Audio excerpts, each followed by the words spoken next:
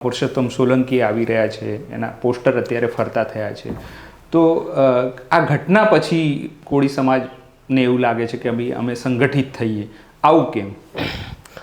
કોળી સમાજ તો સંગઠિત હતો જ, પરંતુ સમયાંતરે સમયની સાથે બધા સમાજે બદલાવવું પડે, નેતાગીરીમાં પણ પરિવર્તન આવે, નવા નેતા ઉભરે, જૂના નેતાઓ વચ્ચે ઝઘડા પડે, આવી બધી અનેક ઘટનાઓ એક સાથે સમાંતર ચાલી રહી છે.